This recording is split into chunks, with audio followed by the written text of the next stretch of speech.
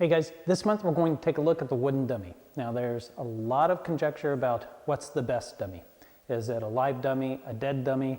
Is it portable? Is it mounted? Does it spin? Does it not spin? You're going to see so many different kinds of dummies on the market that make your head spin. I'd like to tell you about our dummy and why I think this is, at least for us, one of the better ways to do it.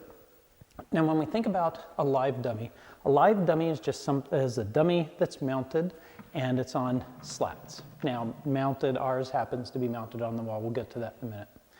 The live dummy has slats and you see this. Okay, so there's some springiness, there's stop blocks, and you get this feel. Now a dead dummy is the dummy itself minus the slats and it's sunk into the floor or the ground. It's like a big post and there's no movement at all. It's like this. That's what you get when you're working on a dead dummy. There's no movement at all. The benefit of a dead dummy versus a live dummy is a live dummy has this spring, a dead dummy has no spring, so that rebound comes fully into your body and now you have to deal with it. I prefer this springiness, I prefer that give. It more emulates a person. So that's the difference between a live and a dead dummy. Now, mounted, unmounted, mounted, portable, what's the difference? The difference is if you can mount your dummy, that's the best way to do it, in my opinion, because it's out of the way. It's not this big structure. You have the whole wall to take the brunt of the force, but sometimes that's not an option. You live in an apartment. You don't have a gym, a commercial gym to go to, or if you teach and you happen to teach in your apartment, you teach in a house, or you rent the home or something and the landlord doesn't let you mount stuff like that. A portable solution is available and it most certainly works. It's not as great because, as we've seen, you have a base with a pole, or a trunk coming out. It can tip, it can move. The connection part, a lot of times over time, it will become loose and then it starts to wobble. It does some really weird things. So you want to think about that. The portable solution is not really the best, but it does work. So if somebody says, if you have to go portable, don't do it at all, I completely disagree, because we've had a portable dummy. Worked great. It wasn't a long-term solution, but it certainly fit the bill at that time. My preference, a mounted dummy. Now, when we think about the actions of, and I just want to address very basic movements you can do on the dummy. The number one, the purpose of the dummy, and you'll hear that too, tons and tons of different purposes. The purpose of the dummy is to whack and build up your arms and do all this stuff. That is not what I was taught, nor is it what I adhere to, teach, or believe. What I believe and what we've experienced and what was passed to us is the dummy's primary purpose is to give you a partner. It's to allow you to train your Wing Chun on an inanimate object when you don't have a partner available.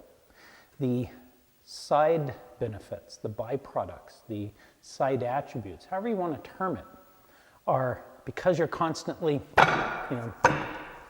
because it's bone and muscle on wood, you're going to build up your body. You're going to toughen your hands. You're going to build up your arms. You're going to be and drilling in.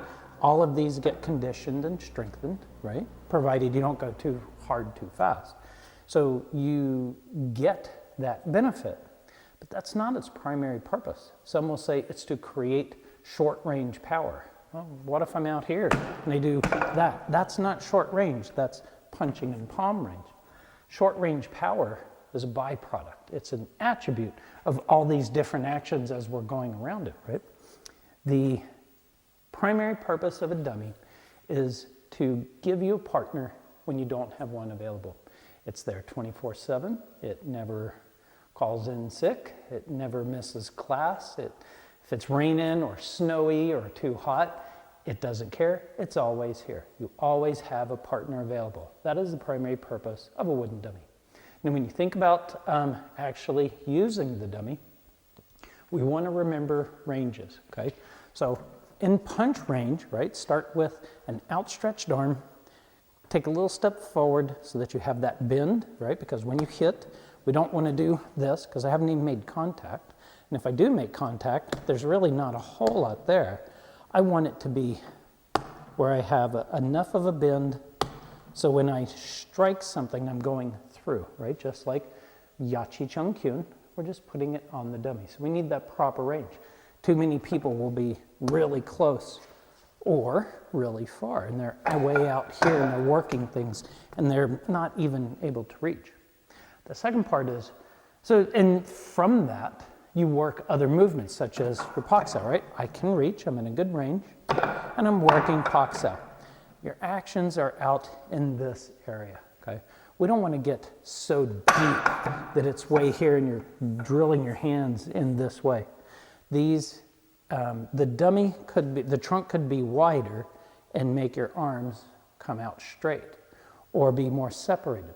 The dummy has this diameter for a purpose. So these are closer together to do this. So if I punch, if I follow this line, I'll be this way.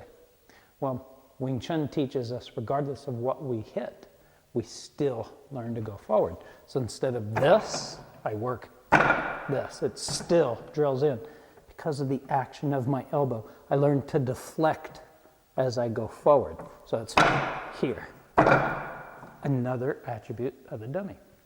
So once I have the proper range, then I can work in pretty much anything I want, right? Now, when we think about getting back to the movement, the pattern, when people go from a front position to a side position, what do we almost always see? We almost always see this. They get so close, they're really tight. Well, let me show you why that's wrong, unless they're working that specifically. If I'm in Bong Sao, right, and I want to turn, right, and go on this side, my whole concept is I want to go for Bong Sao, Tan Sao, and come on the outside, right? Just like Tan Sao, I just want to transfer it to the side. But on a dummy, what do we see? They go from here, and they work here. This is not punch range. I can punch, it's elbow range, okay? And we see it all the time. So they go, wow, this is really tight. Well, it is. You've gotten too far. You've closed too much of a distance. Do this. Stand in front of your dummy, then take a small step so one arm is directly in your middle. Bong Sao and Tan Sao. This is the action. This is what you're working.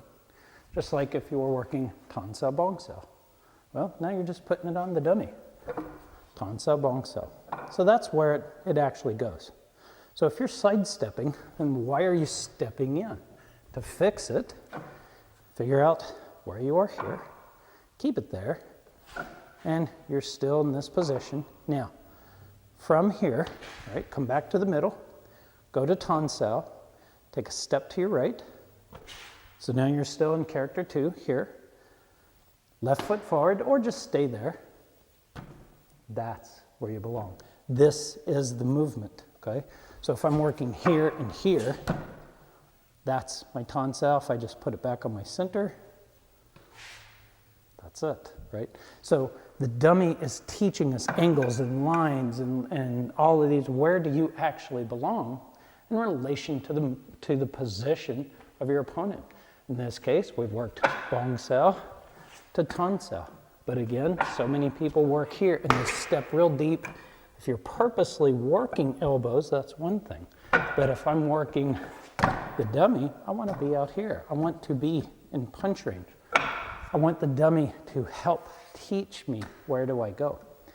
The dummy will help you if you listen to it. If you feel really bunched up or closed, really tight, or, something's like, I'm really in this far and I feel like I can't move that much, that's because you've breached the distance.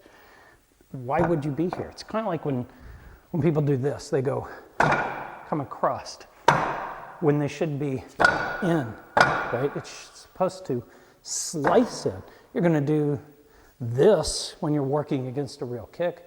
Well, why are they coming across this way, right? It's almost like pulling in, right? Well, they're teaching themselves a bad habit, and they're transferring that to the dummy. So The action is here, in, right? That's the action of the dummy, and the dummy is trying to teach that to you if you listen.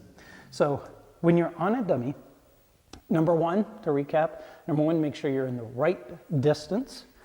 Don't be real close or too far, be in the correct distance away. When you're working, going from side to side, before you go, if it's really a pain, step and put one arm in front and think about these actions, and then put yourself in the position you would be when you step. Did your arm move or extend? If it's here, it needs to stay there. Just relocate your feet, right? And lastly, make sure your angles are going properly and the power is, for example, Gonçal doesn't come across, it goes in, right? You have to drill in and slice in to that incoming attack.